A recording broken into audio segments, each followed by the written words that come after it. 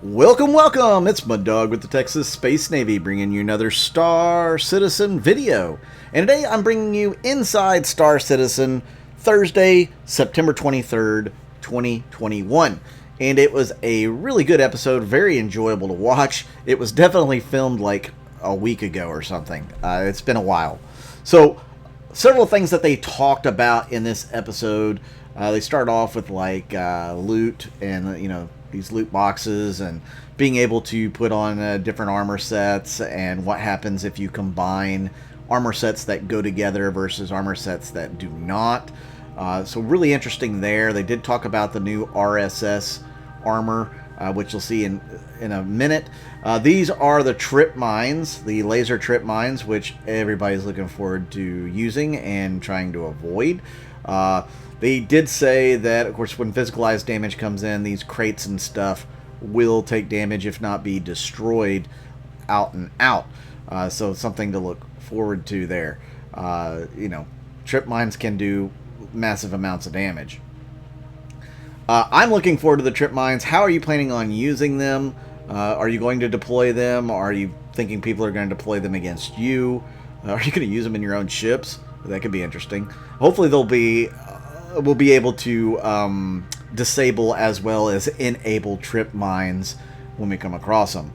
They changed the fleet manager, the ASOP terminals, to building blocks, so it should be much more responsive. They can do more with it. It's just better overall. So expect some cleaner and faster interface when you go to get your ships from the ASOP terminals now in the future here. A lot of these screens that you'll find across stations and ships and stuff, they're adding a disconnect screen on there. So if there's nothing showing, it'll show that disconnected screen. Just the little things to immerse you further in the Star Citizen universe.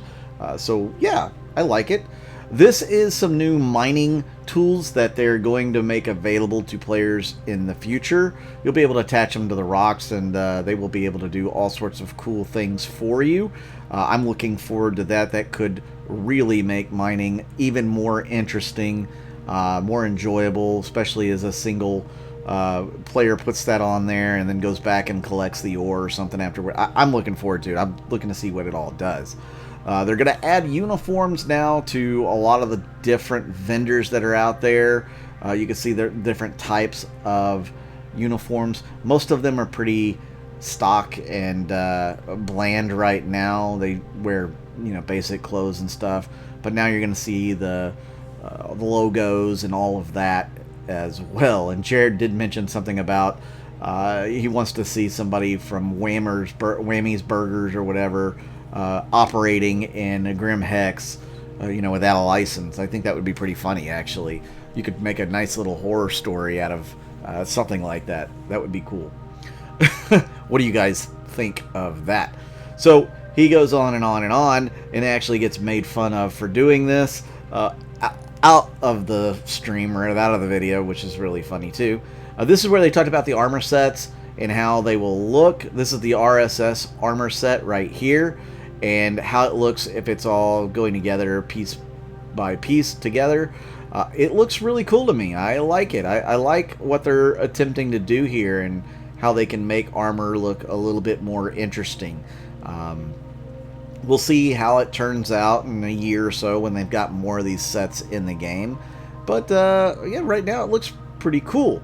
Now they did say that this armor set will be also on the webpage that they're putting out for Digital CitizenCon tomorrow.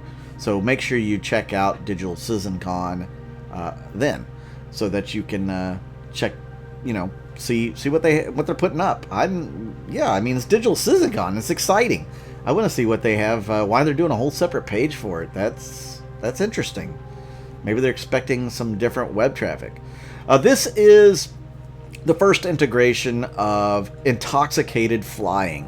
That's right, your intoxicated flying in atmosphere can be dangerous to your health.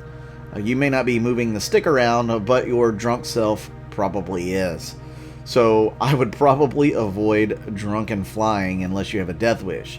This is what it would look like in space and on the ground. So keep that in mind. This is drunkenness in a turret. So not going to be fun trying to play drunk, or maybe it will be for some of you. But I don't recommend you try that, because obviously going to be painful to do or attempt to do. Then they talked about the Ares Starfighter from Crusader and how it's looking right now. It looks pretty complete. I know they're finishing things up. Actually, I think they did finish everything up, but we'll have to wait till 3:15 to get our hands on it. Look how nice it looks. I really like the way this thing looks. The Inferno looks sharp. The Ion looks sharp. Yeah, I'm digging it. What do you guys think of the Ares?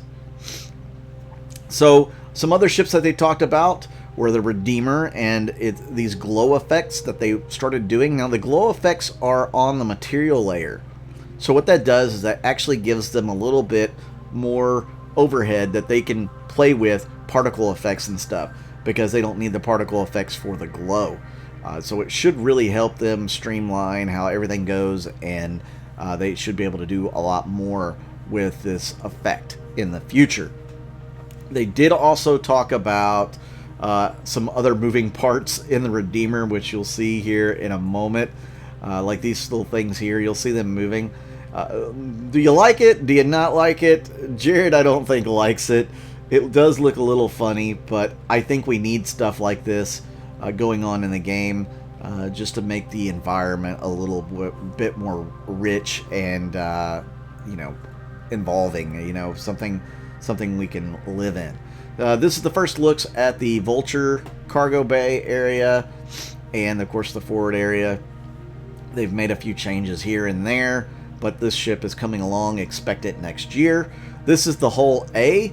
They had to make some changes to the Hull A as well. Evidently, it was not big enough for player characters to move around in.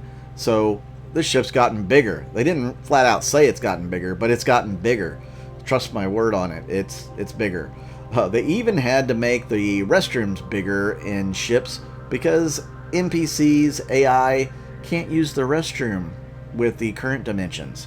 So expect maybe some upgrades in some future ships as well, as far as restroom proportions are concerned. But you can see here the Hull A, the two sections, the back end, the front end. Front end has most of the action there with components, living quarters, bathrooms, etc. So yeah, really cool looking, the Hull A, but the real belle of the ball is the Hull C, which they're about to show off here in a minute.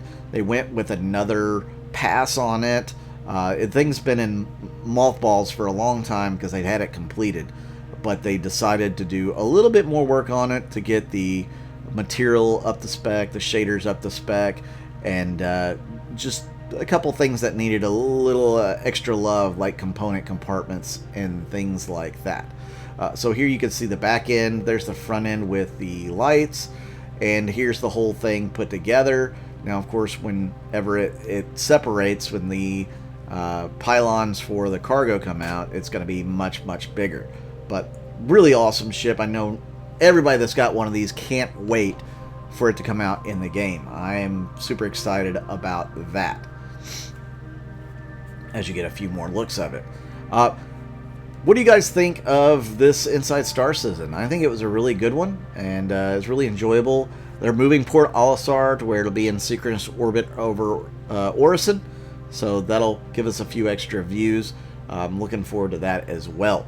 Thank you guys for tuning in and watching the video. I really do appreciate everybody that's been watching the videos here lately. Seems like viewership's been down a little bit, but maybe I'm not back on the algorithm. So if you can like this video, subscribe, and comment, that'll help me with the algorithm, push me up a little bit further, and we'll get a few more views in the future.